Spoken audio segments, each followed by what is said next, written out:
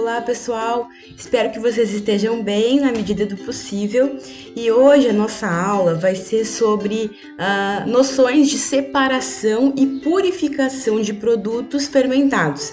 Então, depois que nós conseguimos fazer o bioprocesso biotecnológico, aquele produto, olha só comigo, já mostrei isso para vocês nas aulas anteriores, né? O micro-organismo a gente coloca num meio reacional, né? Um meio de cultura que aqui, vamos supor, nesse bioreator pequenininho, né? Que é um frasco Erlenmeyer, ele vai produzir o produto dele, né? Só que ele vai produzir também um monte de outras coisas. Também aqui nesse frasquinho com líquido verde vai ter restos, fragmentos de células, fragmentos de proteínas, carboidratos, alguns corantes de repente, né? Água, líquido. Então, ó, para a gente conseguir um produto purificado, como nesse meu exemplo aqui, somente o ácido cítrico, algumas etapas devem ser feitas, né? Para a gente conseguir separar. O objetivo mesmo da nossa conversa hoje é aprender algumas noções de como que a gente separa o nosso produto de interesse do resto de todas as outras coisas no meio de cultura, tá? Isso pode ser feito em pequena escala, média ou grande escala, né? E aí a gente consegue um produto purificado em menor ou maior grau. Lógico, para um produto ir para o mercado, né, ser comercializado, ele precisa estar altamente purificado, mas dependendo do processo que nós precisamos, pode ser que aquele produto não necessite estar tão purificado. Isso vai depender de caso para caso, tá, pessoal? Então, lembrando também, né, de alguns elementos que eu já mostrei para vocês nas aulas anteriores. Eu tenho aqui, ó, como eu disse, um experimento num bioreator em escala local, né, que é um frascos Erlenmeyer, mas também aqui, também num bioreator de bancada, a gente tem outro meio reacional aqui com esse líquido vermelho. Como eu já comentei com vocês, várias moléculas, vários materiais sólidos, líquidos estão aqui também, além do meu produto de interesse, né? Então, eu tenho que separar a minha molécula de um monte de outros elementos que estão aqui, tá? É isso que a gente vai ver na aula de hoje. Aqui eu trouxe um bioprocesso genérico, tá? Só para chamar a atenção de vocês de palavrinhas que aparecem nesses processos, como separação, né? A gente tem lá na hora que faz o bioreator acontecer, né? O bioprocesso do bioreator, depois a gente tem separação de células, olha aqui também aparece purificação da biomolécula extracelular. Outro lugar onde essa palavra aparece, biomolécula com alto grau de pureza. Então esse bioprocesso aqui que a gente está vendo, ele exige um alto grau de pureza. Então podem ver que em alguns momentos do bioprocesso eu preciso fazer separação e purificação. Isso são operações unitárias, né, que vocês até estudam dentro de um componente curricular, né? Operações unitárias. Aqui a gente não vai fazer aquele monte de conta, né, que as operações unitárias exigem, mas vocês estão conhecendo aplicações, então, das operações unitárias, separação e purificação, para eu conseguir o meu produto do jeito que eu preciso, certinho, tá? Purificado. Então, a gente tem principais 4 etapas num processo de purificação e eu vou resumir para vocês essas 4 etapas aqui hoje, tá? Tem a clarificação, a concentração, tá? Em alguns momentos essa concentração já pode ser considerada uma purificação parcial, né? Aí a gente tem a purificação propriamente dita, né? Uma purificação realmente bem acurada, né? E aí alguns tratamentos finais para cuidar daquela minha amostra, daquele meu produto. Vamos então conhecer o que acontece na primeira etapa, que é a etapa de clarificação. Pessoal, nessa primeira etapa é uma separação primeira. O objetivo principal é separar as células né, dos micro-organismos que você usou ali no processo, separar essas células do meio de cultivo, tá? Numa separação bem grosseira. Existem alguns tipos de procedimentos possíveis, mas eu trago aqui 3 que são os que a gente vai mais usar no laboratório, pensando na nossa prática diária. Então tem a sedimentação, basicamente, né, a sedimentação, ou também chamada de decantação, é você deixar a gravidade agir, né? Então você deixa o meio de cultura ali e você espera realmente que materiais sólidos fiquem, então, né, de acordo com a densidade, aquele material sedimente lá embaixo e você utiliza ou o material que está aqui embaixo, vai que é ele o seu produto de interesse, né? Ou você pode usar aqui o líquido que fica em cima, que é o sobrenadante. Isso vai depender do que você está fazendo. Geralmente, né, o material que a gente precisa fica aqui embaixo, mas cada caso é um caso. Aqui eu coloquei, ó, mais um exemplo numa animação. Vamos esperar ela começar. Tenho aqui, ó, embaixo o material, né? E aqui a pessoa colocando água. Então, assim, vai acontecer um processo lento de separação daqueles materiais a partir, né, da água, um extrato alcoólico vai ser feito ali, vai separar o material fragmentado embaixo e o restante da água vai ficar em cima. Dependendo do jeito que você precisa, é uma técnica a ser usada. A filtração, a gente já está até acostumado a fazer em casa, né? A partir, né, de fazer café com filtro, então vale esse mesmo princípio. É justamente você separar a partir de uma barreira, de uma membrana, de um filtro, algumas moléculas maiores e menores, né? Aquelas que passam pelo filtro vão lá para baixo e aquelas que não passam, que são maiores, ó, como as bolinhas verdes, ficam aqui em cima, tá? Aqui eu trago mais um exemplo, perdão porque tá em inglês, mas a maioria das animações a gente consegue em inglês, né? A gente tem aqui, então, uma amostra, né, genérica, sendo filtrada a vácuo, né? Então, aqui tem uma bomba a vácuo, essa bomba vai sugando aqui por esse caninho, né? Então, acelera o processo de separação. A filtração a vácuo faz com que seja um processo mais rápido, por exemplo, do que a sedimentação, que só tem que ficar esperando, tá? A gente usa bastante esse filtro a vácuo aqui. E aí o material líquido passa pela membrana e vai lá para baixo e o material sólido fica aqui em cima, tá? Ainda tem a centrifugação, nós também usamos, tá? Tem centrífugas pequenininhas de laboratório, como a gente vai usar um dia presencialmente. Também existem centrífugas enormes, grandes, né, industriais.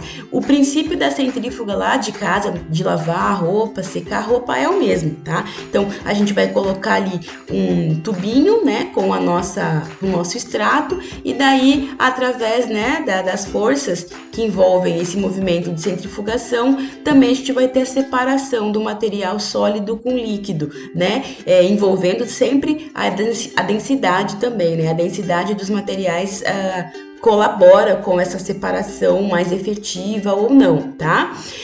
Uma coisa que eu coloquei aqui em cima é prestar atenção, porque às vezes o produto que nós queremos, né, ele tá produzido mais dentro da célula. Então a bactéria, um fungo, que a gente trabalha bastante com fungo no meu caso, né?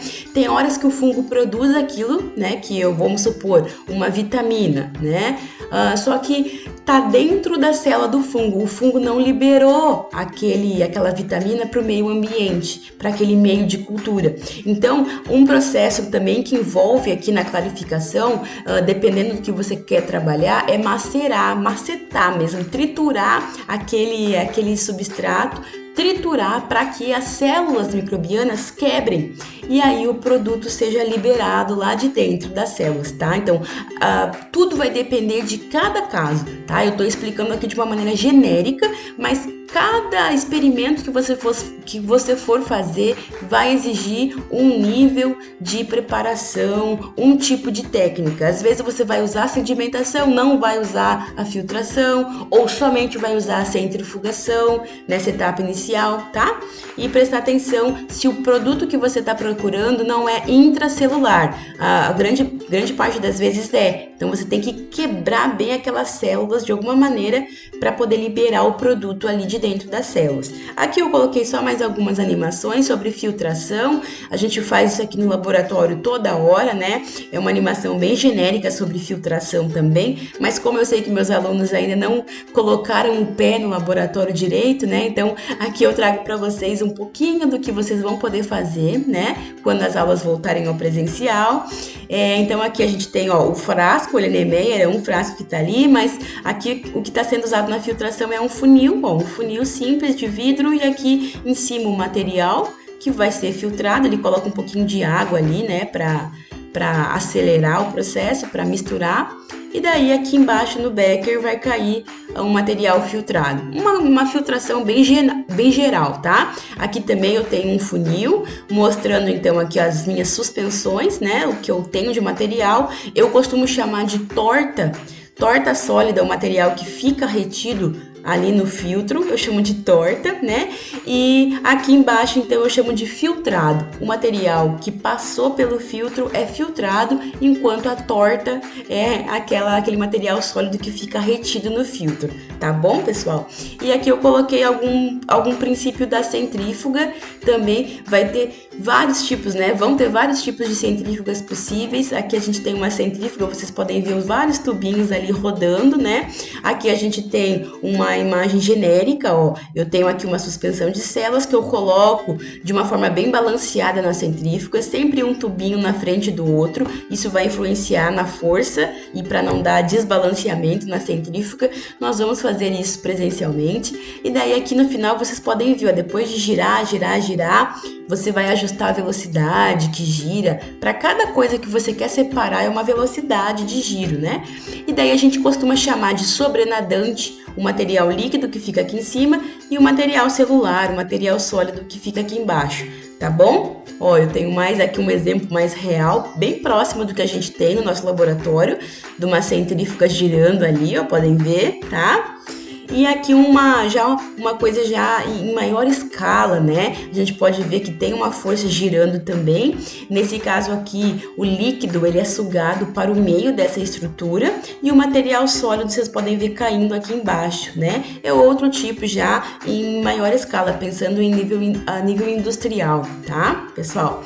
Vamos então para a segunda etapa, para a gente conseguir purificar o nosso produto. A gente chama essa etapa de concentração, ou ainda, como eu já disse, uma purificação de baixa resolução. O material ao final dessa etapa vai estar parcialmente purificado, tá?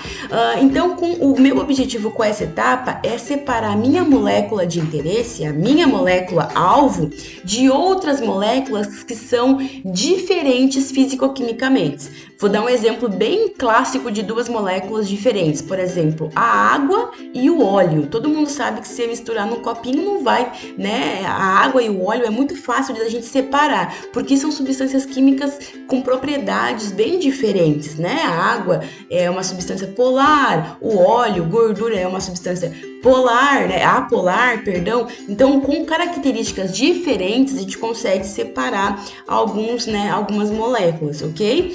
Então, aqui, o primeiro procedimento possível que eu vou trazer é a precipitação, que ela é feita com a adição, a gente vai adicionando sais, né? Tem alguns sais específicos. Nesse meu esqueminha aqui é um sal chamado sulfato de amônio. Você vai adicionando com cuidado, né, uma quantidade X calculada de sal, e daí você vai conseguir no final aqui nesse exemplo, separando uma proteína daquele meio, tá?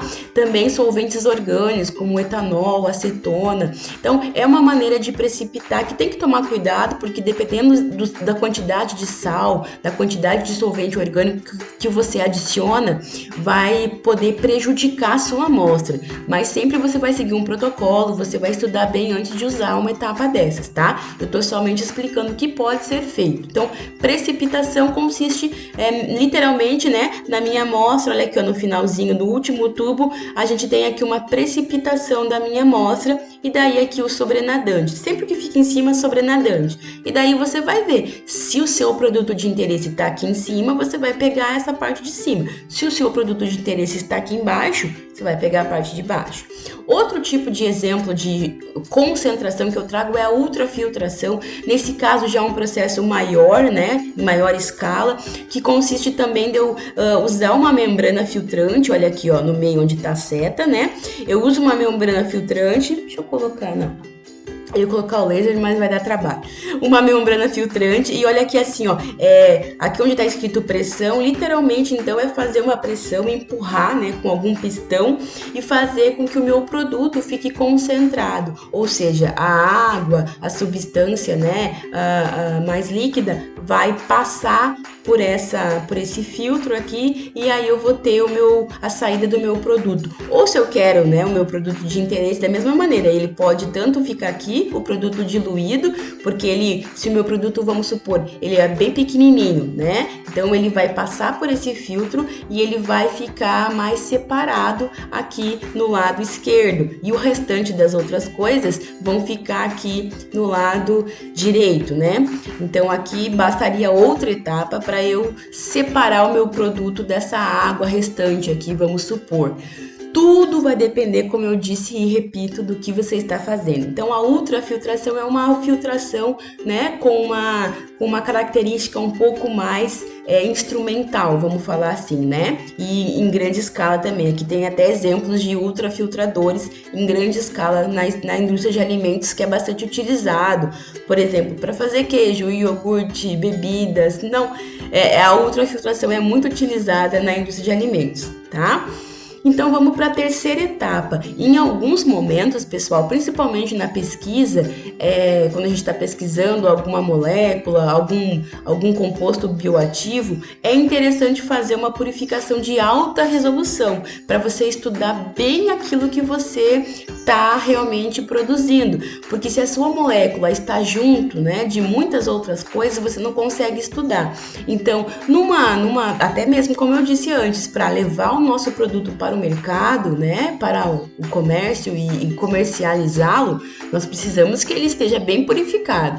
Então aqui eu já faço uma separação, olha, da minha molécula alvo e eu separo ela de moléculas semelhantes, diferente da concentração. Repara que na concentração, na etapa passada, eu separava moléculas bem diferentes. Aqui eu consigo separar moléculas que são quimicamente, fisicoquimicamente semelhantes. Então aqui eu tenho um exemplo que é uma técnica chamada cromatografia. Existem muitos tipos de cromatografia, tá? Vocês vão estudar melhor isso na unidade de análise físico-química. Mas aqui eu trago uma cromatografia em coluna, né? É um dos exemplos que existem de cromatografia. Reparem que, deixa eu esperar começar aqui, ó. Eu vou colocar a minha amostra aqui em cima, ó, como se fosse uma seringa, e eu tenho aqui uma fase estacionária, onde eu tô com a seta, e aqui eu vou passar um líquido. Então esse líquido vai passar por aqui, ó, e quando esse líquido passar, ele vai permitir separar a minha amostra em fases diferentes, dependendo do tamanho, dependendo da carga molecular, vai depender muito da característica da cromatografia. Pode ver aqui comigo, ó, vamos reparar agora quando o processo começa na animação, ó, várias cores, tá vendo? A amostra é dividida em 3 cores diferentes, que são cores que ele está representando aqui, moléculas de características diferentes. Pode ver que uma sai primeiro, ó, vamos tentar identificar a cor que sai primeiro aqui. Última vez. Tem uma azulzinha que fica lá pra cima, que eu anotei, uma rosinha que fica no meio e uma amarelinha que vai pra baixo, tá? E aqui embaixo, olha só, 3 picos, né, no detector, 3 picos, o que significa que ele identificou que saíram 3 moléculas diferentes. É uma forma que precisa, para a gente fazer isso, de um equipamento muito potente, né, de conhecimentos técnicos para operar esse equipamento. Então, a cromatografia, então, ela já exige realmente para a gente, dependendo da cromatografia, precisa desse equipamento que eu falei. Essa cromatografia em coluna precisa de alguns utensílios para a gente pode fazer algum tipo de cromatografia em coluna no nosso laboratório aqui, tá? Mas dependendo da maneira, do processo, precisa cada vez mais de instrumentos, de material, né? Mais caros, né? Materiais mais robustos que às vezes a gente não tem aqui no nosso laboratório. Aqui tem mais um exemplo do que eu falei, falei, ó, na etapa 1, mais um tipo de cromatografia em coluna, tá? Na etapa 1 aqui você tem a amostra roxinha que foi acabada, né? Acabaram de colocar lá em cima. Essa coluna aqui, então, em bege, né? Vai ficar estacionária. É uma resina, tá? É uma resina que vai ficar ali estacionada. Tá? E daí a gente vai colocar um efluente lá em cima, a gente vai colocar uma fase móvel em cima, que seria essa fase que ele pinta de azulzinho aqui, tá? Na etapa 3, ó. E vocês vão vendo que vai, né? Dependendo das características das moléculas, elas vão andando para baixo e vão sendo separadas, podem ver por cores, tá? Uma clássica é a separação por tamanho. Então, aquelas moléculas mais leves menores, vamos falar assim, menores elas vão sair primeiro, e aquelas moléculas maiores elas vão demorar para sair, vão ficar como se fosse um labirinto essa fase móvel, tá? E aqui eu tenho, ó, no 7 tubinho aqui, ó, número 7 eu consegui coletar a minha molécula rosa, por exemplo, né? E aqui no 9 eu consegui coletar a minha molécula azul. Então, com essa maneira eu consegui separar duas moléculas, né? Pode ser que uma delas seja o seu produto de interesse, tá? Tudo vai depender do que você está trabalhando. E para finalizar, pessoal, também aqui vai ter uma gama de exemplos de tratamentos finais possíveis, tá? Eu coloquei aqui apenas 3. O objetivo é, então, estabilizar o meu produto de interesse e reduzir o volume. Às vezes, como a gente viu, o meu produto pode estar bem purificado, mas uma quantidade grande de solvente, de água, né, do meu solvente. Então, eu tenho que reduzir o volume, eu tenho que concentrar o meu produto final de interesse. E existem várias etapas, vários procedimentos, como secagem, por exemplo. Dependendo do que você quer fazer, pode usar uma secagem, mas tem que tomar cuidado porque a secagem envolve elevar a temperatura, né? E quando você eleva muito a temperatura, pode ser que algum produto que você quer de interesse perca a sua funcionalidade. Então tem que tomar cuidado se vai usar secagem, se vai usar cristalização, que é outra técnica também bem mais apurada. E aqui eu trago um exemplo da liofilização, que é uma técnica relativamente tranquila de fazer, basta ter um aparelho como esse, que é o liofilizador. Então, a liofilização basicamente consiste, a gente vai colocar a nossa amostra nesse balãozinho aqui, ó, tá? E a gente acopla o balãozinho aqui nesse equipamento chamado liofilizador. O que vai fazer, né? A nossa amostra que ela vai estar congelada, então a liofilização consegue transformar as substâncias do estado sólido direto para o gasoso, o que a gente chama de sublimação, tá? Lembram lá da física? Sublimação. Então, isso permite com que eu judie menos da minha amostra. Isso, né? Esse procedimento de passar direto do estado sólido para o estado gasoso, o que eu não quero, e fica só ali o sólido que eu quero, no final eu vou ter só um resíduo sólido, que é o resíduo que eu queria, sem submeter esse resíduo a outros tratamentos. Eu preservo a minha amostra ao fazer um processo de liofilização.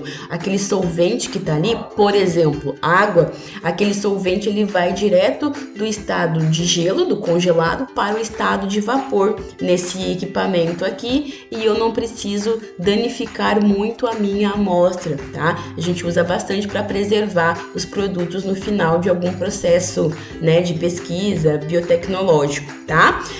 Um exemplo, né, de liofilização, onde é que a gente usa isso no dia a dia? Eu trouxe aqui só para vocês lembrarem, né? Algumas frutas são comercializadas depois de liofilizadas, né? São frutas que mantêm características originais e podem ver que elas têm ali uma quantidade de água menor, tá? Mas preservadas as características originais da fruta, tá? É só um exemplo só para vocês ligarem a palavra liofilização com algo do tipo que a gente usa hoje em dia, tá? Pessoal, como eu disse para vocês, tudo vai depender da maneira com que você vai trabalhar, qual é o seu produto de interesse, qual é o seu micro-organismo de interesse também que você está usando ali, né? Mas com essa aula de hoje, com essa conversa, eu queria mostrar que o nosso produto ele pode ser produzido certinho no meu bioreator, mas eu preciso lidar depois, né, com algumas etapas de separar aquele produto ali do meio. Eu só preciso ficar com o produto de interesse, né? Mas o funguinho, a bactéria produzem outras coisas, né? Então eu preciso separar somente o que eu quero, tá bom? Deu para entender algumas etapas que nós vamos usar alguns procedimentos, dependendo do caso. É isso que eu queria que vocês entendessem hoje, certo, pessoal? Até mais, espero vocês na próxima aula.